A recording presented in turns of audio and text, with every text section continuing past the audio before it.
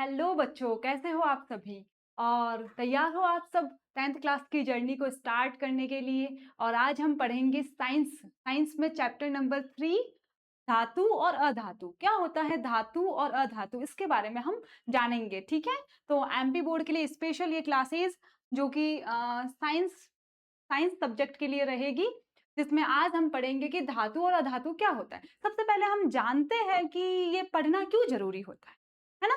जब तक कि हमें किसी चीज का रीजन नहीं मिल जाता ना कि हम क्यों पढ़ते हैं, तो तब तक उसका पढ़ने का कोई सेंस नहीं रह जाता है ना। जैसे अपने डेली लाइफ में जैसे हम आभूषण पहनते हैं, सोने के आभूषण पहनते हैं, चांदी के आभूषण पहनते हैं, ये सारे क्या होते हैं? धातु होते हैं। इतनी सारी लोहे की चीजें हम यूज करते हैं, हमारे आसपास में इतनी सारी धातुएं होती है, बहुत सारी धातुएं हमारे आसपास में होती है। तो वो सारी चीजें हमें हेल्प करती है हमारे डेली बेसिस में, हमें यूज लेने के लिए हम उनका यूज करते हैं डेली डेली रूट में अपने। और जैसे हम सांस ले रहे हैं, जैसे मैं सांस ले रही हूँ, क्या ले रही हूँ? ऑक्सीजन ले रही हूँ। जैसे मैं सांस छोड़ रही हूँ तो मैं क्या छोड़ रही हूँ? कार्बन डाइऑक्साइड छोड़ रही हूँ। तो ये भी क्या है? ये क्या है? अधातु है। क्या है? अधातु है। अब कैसे पता चलता है कि धातुएं क्या है, अधातुएं क्या है? ये हम आज के इस चैप्टर में जानेंगे।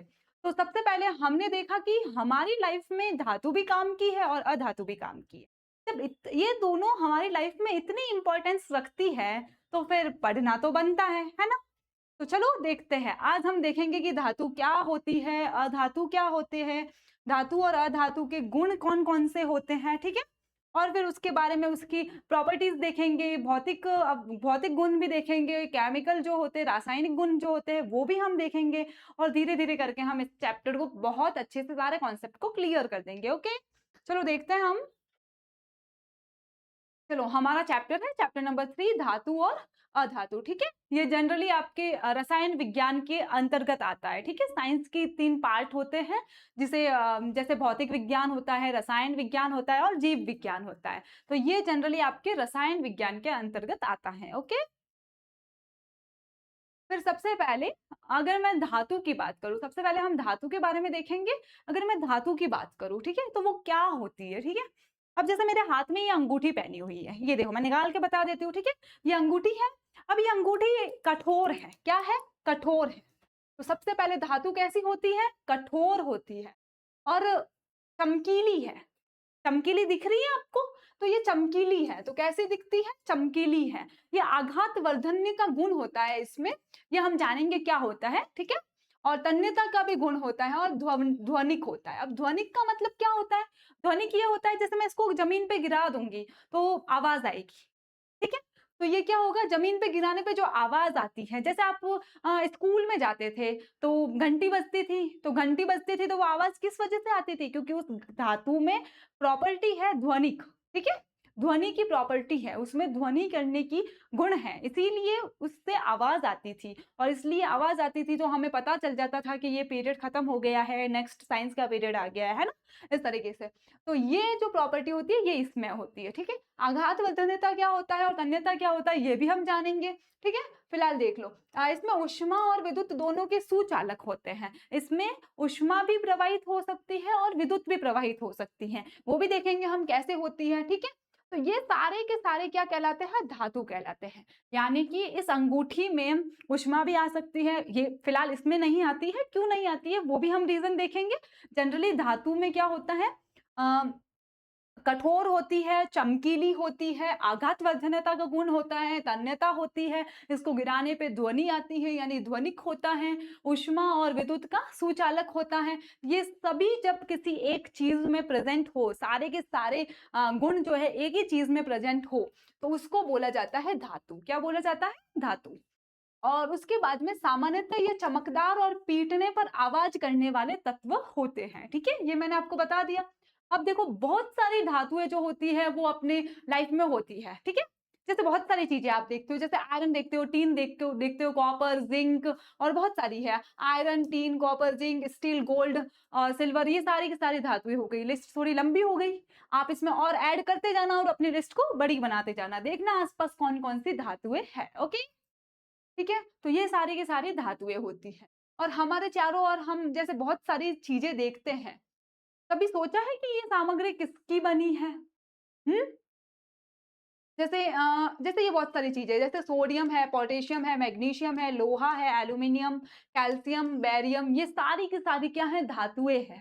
सारी की सारी हम अपने आसपास ये सारी धातुएं देखते हैं, लेकिन हमने कभी सोचा नहीं है कि ये क्या है, किसकी बनी है। तो आज हम इस पे सोचेंगे, ठीक है। तो ये होती है, ठीक है। अब धातुओं के गुण कौन कौन से होते हैं ये बता दिया, जैसे ठोस होती है, चमकीली होती है, ऊष्मा और विद्युत की सुचालक होती है। जैसे कि मैं आपको बता देती हूँ, जैसे कई लोहे के तार पड़े हैं, ठीक है, खुले तार पड़े हैं, और जैसे किसी के भी तार पड़े हैं, खुले तार पड़े हैं, वो जनरली धातु के होते हैं, ठीक है। तो आप जैसे तांबे के तार पड़े हैं, अब तांबे में है, लोहे में है, इन सब में क्या होता है, ऊष्मा का प्रवाह होता है, विद्युत का प्रवाह होता है। तो आप बोलते हो कि जैसे चलते हुए जाते हो आप कहीं, तो आप बोलते हो कि तार से दूर रहना, खुले तार पड़े हैं। खुले तार का मतलब क्या होता है, जिसपे प्लास्टिक की कोटिंग की हुई नहीं होती है, ठीक है। तो आप कहते हो कि करंट लग सकता है। अब वो करंट क्यों लगता है, कभी सोचा है? मतलब जहां से करंट आ रहा है, वहां से करंट फ्लो होते होते उस तार के जरिए आप तक पहुंच गया। इसका मतलब कि उस तार में करंट फ्लो हो रहा है, हो रहा है, तभी आपके आपके पहुंचा और आपको करंट लग गया। इसका मतलब कि इस धातु में क्या हो गया, विद्युत जो है वो प्रवाहित हो गई, है ना। अब जैसे मैं आपको बताती हूँ, जैसे आप घरों में यूज करते हो, जैसे चम्मच यूज कर लिया आपने, स्टील का चम्मच यूज कर लिया। अब आप जब सब्जी बनाते हो, ठीक है, सब्जी बनाते हो तो जैसे आपने पैन रखा, उसमें तेल वगैरह लिया और आपने सब्जी बना दी। अब उसमें आपने चम्मच को 2 मिनट तक वहीं पे छोड़ दिया। अब चम्मच का नीचे वाला हिस्सा उस पैन में था, लेकिन उसका ऊपर वाला हिस्सा तो नहीं था। लेकिन कुछ टाइम बाद जब आप उस पैन से चम्मच को निकालने गए, तो आपने जब चम्मच को निकाला तो आपका हाथ जल गया। क्यों जला? जब हाथ जल गया तब पता चला कि ये वाला पोर्शन जो था, ये वाला एंड जो था चम्मच का, वो भी क्या हो गया, गर्म हो गया। क्यों हुआ? उस चम्मच के एक एंड से दूसरे एंड तक ऊष्मा का प्रवाह हुआ। क्या हुआ? ऊष्मा का प्रवाह हुआ, तापमान का प्रवाह हुआ। ऊष्मा का प्रवाह भी तो धातुओं में होता है, इसी वजह से हम जलते हैं। विद्युत का प्रवाह भी तो धातुओं में होता है, इसी वजह से हमें करंट लगता है, इसी वजह से हमें सावधानी रखनी पड़ती है। अतः धातुओं में ऊष्मा और विद्युत दोनों की क्या होती है, सुचालक होती है। क्या होती है? सुचालक होती है। शब्द आते हैं आपके सामने, दो शब्द आते हैं, एक तो होता है सुचालक, ठीक है, और एक होता है कुचालक। क्या होता है? कुचालक, ठीक है। अब सुचालक का मतलब ये होता है जिसमें ऊष्मा का और विद्युत का प्रवाह होता है, उसे सुचालक कहते हैं। और जिसमें ऊष्मा का और विद्युत का प्रवाह नहीं होता है ना, नहीं होता है, यहाँ पे मैं नहीं लिख लेती हूँ आपके लिए, ठीक है, नहीं होता है, उन्हें बोला जाता है कुचालक। क्या बोला जाता है? कुचालक बोला जाता है, ठीक है। ये शब्द आप ध्यान रखना। इसके बीच में अर्धचालक भी होते हैं, जो जर्मेनियम और सिलिकॉन होते हैं, उनके बारे में भी हम नेक्स्ट क्लासेस में पढ़ेंगे, ओके। तो ये चीज हो गई। अब दो चीजें आपके इसमें बाकी रह गई जो आपको समझ में नहीं आई थी। आघात वर्धनता का मतलब क्या होता है? अब जैसे मैं आपको बताती हूँ, जैसे कि आपने कभी फॉइल पेपर देखा है, जिसमें आप रोटी को फॉइल करके ले जाते हो, तो उसमें क्या होता है, उस एक तरह की वो लेयर ही तो होती है, उसको पीट-पीट के इतना पतला कर दिया है। जैसे चांदी की भी लेयर होती है, सिल्वर कोटिंग होती है। जैसे आपने मिठाइयों पे भी देखा होगा, जो सिल्वर की कोटिंग होती है, जैसे काजू कतली वगैरह बहुत अच्छी फेमस मिठाई जो लगभग यहाँ पे सबकी पसंदीदा होगी, है ना? तो काजू कतली पे भी जो कोटिंग होती है सिल्वर की, उसको वो क्यों होती है? इतनी पतली कैसे होती है वो? क्योंकि धातुओं में एक गुण होता है, उसमें ऐसा होता है कि उसको पीट-पीट के इतना पतला किया जा सकता है ना?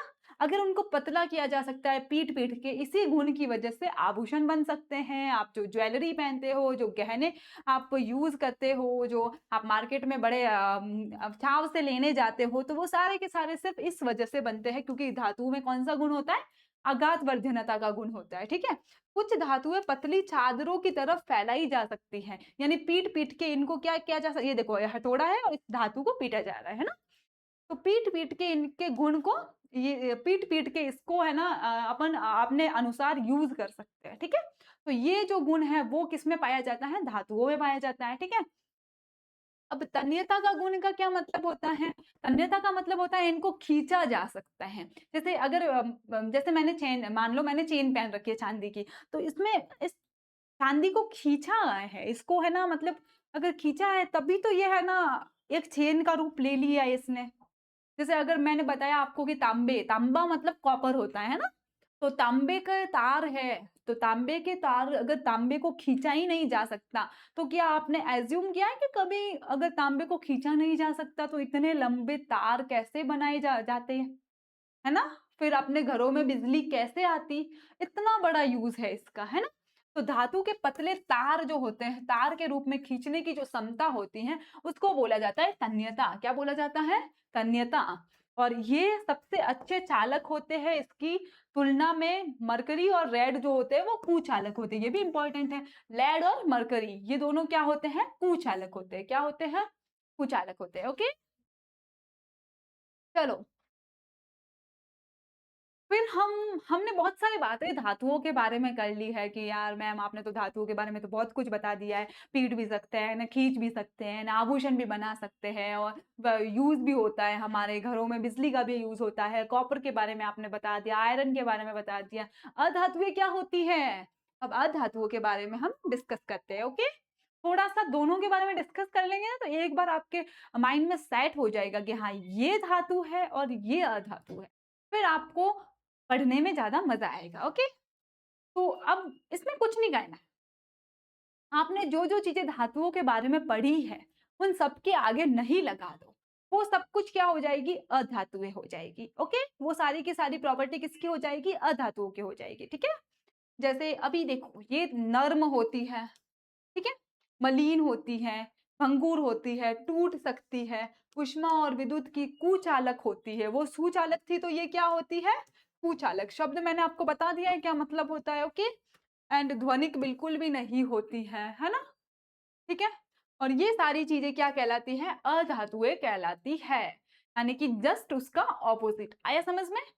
ठीक है, और ये नर्म और हथौड़े से हल्की हल्की चोट भी दे दे तो ये चूर चूर हो जाती है। ओके, और उसके बाद में ध्वनिक बिल्कुल भी नहीं होती है, ऊष्मा और विद्युत की कुचालक होती है।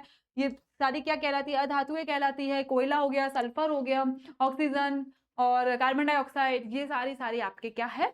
अधातुएं हैं। मेजरली इस इस संसार में सबसे ज्यादा क्या पाई जाती है? अधातुएं पाई जाती है। ओके, जैसे आप पीरियोडिक टेबल देखते हो, तो पीरियोडिक टेबल का एक जनरल छोटा सा रूप मैं आपको यहाँ पे बना के बता देती हूँ। इस तरीके का होता है ना। तो ये पीरियोडिक टेबल जब होती है, तो पीरियोडिक टेबल में मेजरली क्या होता है? धातुएं होती है। जैसे इस वाले पोर्शन में क्या होती है? धातुएं। क्या होती है? धातुएं। यानी धातुएं कम है पीरियोडिक टेबल में, है ना? और बाकी हर जगह क्या होती है? इधर क्या होती है? अधातुएं। यानी पीरियोडिक टेबल में भी धातु और अधातु बहुत, मतलब अधातुएं बहुत ज्यादा होती है और धातुएं सिर्फ इस दो ग्रुप में होती है, ग्रुप 1 और ग्रुप 2 में होती है ना? तो इस वजह से हमारे आसपास में धातुएं बहुत ज्यादा होती है। ठीक है, सॉरी, अधातुएं बहुत ज्यादा होती है। ओके, अब पीवीसी क्या होता है? पीवीसी का मतलब होता है पॉली वाइनिल क्लोराइड। ठीक है, पॉली वाइनिल क्लोराइड, कई बार इसका डायरेक्ट पूछ लिया जाता है, फुल फॉर्म पूछ ली जाती है, तो ये भी आपको याद रखनी है। ओके, और पीवीसी जो होती है तथा रबर जो होता है, रबर जैसी सामग्री ऊष्मा की क्या होती है? कुचालक होती है। ये फैक्ट है जो आपको याद रखना है, इंपॉर्टेंट है। ओके, और ध्वनिक क्या होता है? ध्वनिक धातु का ये हमने बता दिया है। फिर इसमें क्या होता है? ध्वनि पैदा कर सकते हैं, लेकिन अधातुओं में ये चीज नहीं होती है। जैसे स्कूल की घंटी यहाँ पे एग्जाम्पल दे रखा है। ओके, चलो अधातुएं कौन कौन सी यहाँ पे दिया हुआ है? कोयला है, सल्फर है, ऑक्सीजन है और फास्फोरस भी एक अधातु है। ओके, यहाँ पे आपके लिए डायग्राम्स भी बने हुए हैं। कोयला कैसा होता है, फास्फोरस कैसा दिखता है, रेड फास्फोरस है यहाँ पे, ये ऑक्सीजन है, O2 ऑक्सीजन का सिंबल होता है ना। तो इस तरीके से हमने धातु और अधातु का एक जनरल फॉर्म में ओवरव्यू देख लिया है ना। अब एक मिनट, चलो ये और भी अधातुएं जो है उसके बारे में लिखा हुआ है, जैसे oxygen, hydrogen, nitrogen, sulphur, phosphorus, fluorine, chlorine, bromine, iodine, ये सारी की सारी क्या होती है? अधातुएं होती हैं। अब अधातुओं की प्रॉपर्टीज क्या क्या होती हैं? जैसे हमने अधातुओं की जो परिभाषा देखी थी ना, उसी में सारी प्रॉपर्टीज हो गई। ये चमकीली बिल्कुल भी नहीं होती हैं। जैसे एक चीज को ही उठा लो आप, जैसे किसी को भी उठा लो, ठीक है, अधातुएं जो होती है ठोस नहीं होती है, चमकीली नहीं होती है, ये ऊष्मा और विद्युत की सुचालक भी नहीं होती है। यानी क्या होती है? सॉरी, कुचालक नहीं होती है, यानी क्या होती है? कुचालक होती है। ओके,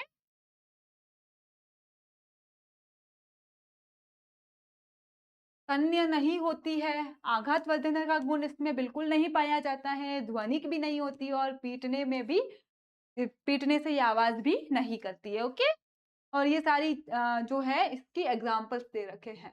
लेकिन इसमें बहुत सारे एक्सेप्शंस होते हैं। क्या होते हैं? एक्सेप्शंस होते हैं। एक्सेप्शंस लगभग साइंस में हर जगह आते ही हैं और मोस्ट इंपॉर्टेंट होते हैं। ठीक है, यानी कि क्या क्या अपवाद है वो हम देख लेते हैं। तो ये इंपॉर्टेंट है, आप याद रखिएगा। ऐसी अधातुएं जो कि ब्रोमीन को, ऐसी अधातुएं ब्रोमीन को छोड़कर या ठोस होती है या गैस, ब्रोमीन तरल होती है। एक मिनट, जनरली जो होती है ना अधातुएं कैसी होती है? ठोस होती है, लेकिन ब्रोमीन जो होती है वो क्या होती है? तरल होती है। आप इसको इधर यहाँ पे ऐसे लिख लो, ब्रोमीन जो होती है, ब्रोमीन एक ऐसी अधातु है जो तरल है। ये फैक्ट आपको याद रखना है। ओके, ये फैक्ट आप जनरली याद रख लेना। ओके, और फिर अन्य क्या कौन कौन से गुण होते हैं? जैसे कि कमरे के तापमान पे ये ठोस पाई जाती है, लेकिन जो मरकरी जो होता है, मरकरी, ठीक है, मरकरी एक ऐसी धातु है, जनरली धातु भी ठोस होती है, वो भी आपको बताया था, लेकिन मरकरी एक ऐसी धातु है जो कि कमरे के तापमान पर कैसे पाई जाती है?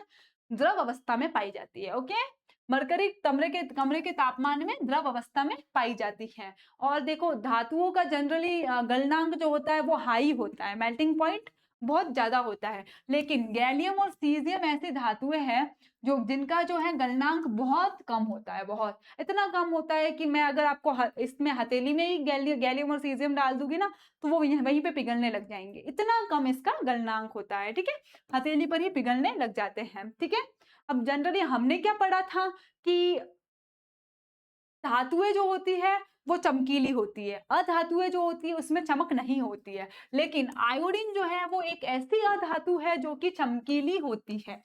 आयोडीन एक ऐसी अधातु है जो कि चमकीली होती है। ये सारे के सारे फैक्ट मोस्ट इंपॉर्टेंट है, मैं यहाँ पे इंपॉर्टेंट लगा देती हूँ, है ना। आप अपने नोटबुक में अलग से ये सारे फैक्ट लिख लेना, बहुत ज्यादा इंपॉर्टेंट है ना। आयोडीन एक ऐसी अधातु है जो कि चमकीली होती है, जनरली धातुएं चमकीली होती है। चार धातुएं लिथियम, सोडियम और पोटेशियम इतनी मुलायम होती है जिन्हें चाकू से भी काटा जा सकता है। ठीक है, जब आप मेजर क्लासेस में जाओगे या फिर अभी भी अगर आप प्रैक्टिकल लैब में वगैरह जाओगे तो आपने सोडियम देखा होगा, सोडियम को चाकू से काट काट के हम यूज करते हैं, है ना। तो सोडियम, पोटेशियम इतनी मतलब सॉफ्ट होती है, जबकि मैंने अभी आपको थोड़ी देर पहले क्या बताया, धातुएं कड़क होती है, मतलब कठोर होती है। जैसे मेरी ये चांदी की रिंग है तो कठोर है ना, तो कठोर है इस वजह से धातुएं, लेकिन सोडियम, पोटेशियम ये क्या होती है, चाकू से इन्हें काटा जा सकता है। ओके, और इनका गलनांक भी जो है वो भी बहुत कम होता है, घनत्व भी इनका बहुत कम होता है, ये भी एक एक्सेप्शन है। ओके, तो ये सारे धातु और अधातु के एक्सेप्शन थे, तो ये स्लाइड आपके लिए मोस्ट इंपॉर्टेंट स्लाइड रहने वाली है। ओके, नेक्स्ट हम देखते हैं, चलो हमने डिस्कस कर लिया है किसके बारे में, इनके प्रॉपर्टीज के बारे में। कौन सी प्रॉपर्टीज के बारे में? भौतिक गुणधर्म के बारे में। किनके बारे में? भौतिक गुणधर्म। अब थोड़ा सा रासायनिक गुणधर्म के बारे में थोड़ी सा डिस्कस कर लेते हैं।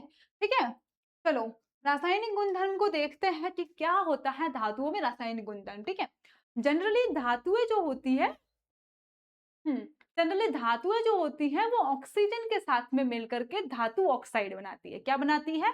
धातु ऑक्साइड। ये धातु है, ये ऑक्सीजन है, जब दोनों मिल जाते हैं तो बन जाता है धातु ऑक्साइड। अब यहाँ पे जैसे मैं एल्यूमिनियम ले लूं, यहाँ पे ऑक्सीजन ले लूं, दोनों मिल जाएंगे तो बन जाएगा एल्यूमिनियम ऑक्साइड। यहाँ पे मैं कॉपर ले लूं, यहाँ पे ऑक्सीजन ले लूं, दोनों मिल जाएंगे तो बन जाएगा कॉपर ऑक्साइड। मैग्नीशियम ले लूं, यहाँ पे ऑक्सीजन ले लूं और मिल जाएंगे तो बन जाएगा मैग्नीशियम ऑक्साइड, इस तरीके से। ओके, तो धातु ऑक्सीजन के साथ में मिलकर के धातु ऑक्साइड बनाते हैं। ठीक है, उदाहरण के लिए जब कॉपर को वायु में गर्म किया जाता है, कॉपर को किस में गर्म करेंगे हम?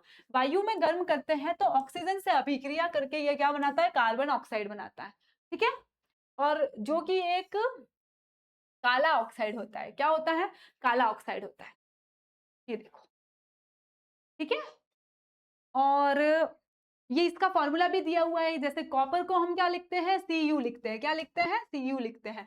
और ऑक्सीजन, ठीक है, तो 2CuCuO, ये क्या बन गया? कॉपर ऑक्साइड बन गया। यहाँ पे लिखा हुआ है कॉपर ऑक्साइड। ओके, तो इस प्रकार से एल्यूमिनियम ऑक्साइड बनाता है। मैग्नीशियम भी क्या बनाता है? मैग्नीशियम ऑक्साइड बनाता है, ठीक है। मैग्नीशियम ऑक्साइड बनाता है, ऑक्साइड, ओके। मैग्नीशियम भी क्या बनाता है? मैग्नीशियम का ऑक्साइड बनाता है, ठीक है। तो इस तरीके से हमने देखा कि धातुएं जब ऑक्सीजन के साथ में क्रिया करती है तो क्या होता है, ठीक है। अब देखो, एक चीज मेरे दिमाग में आ रही है, आप मुझे ये बताओ कि मैम कुछ चीजें तो ऐसी होती हैं जिसमें धातुओं का गुण भी होता है, अधातुओं का गुण भी होता है, ऐसे को हम क्या बोल सकते हैं, है ना। कुछ ऐसे प्रॉपर्टीज, कुछ ऐसे मेटल्स तो होते होंगे जिसमें धातुओं का गुण भी होता है, अधातुओं का गुण भी होता है, तो उन्हें हम क्या बोलते हैं? उन्हें बोलते हैं हम उपधातु। क्या बोलते हैं? उपधातु। उपधातु के बारे में मैं आपके साइड में यहाँ पे लिख लेती हूँ, या यहाँ से पेज ऐड हो जाएगा, ये वाला, ओके। चलो, उपधातुओं के बारे में थोड़ा सा मैं डिस्कस कर लेती हूँ, ठीक है। उपधातु है ऐसे धातु है जिसमें दोनों के गुण होते हैं, ठीक है। गुण होते हैं किन किन के? अधातु के भी और धातु के भी। Done? ये बहुत इंपॉर्टेंट है, ठीक है। और अगर मैं आपको बताऊं कि इसके एग्जाम्पल्स कौन कौन से हैं, तो इसके एग्जाम्पल है जर्मेनियम, सिलिकॉन,